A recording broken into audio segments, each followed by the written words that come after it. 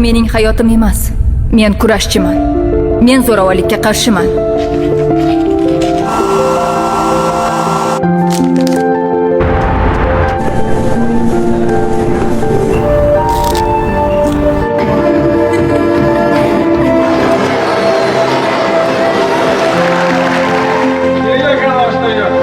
Biz o'zimiz va farzandlarimiz hayoti uchun kurashamiz.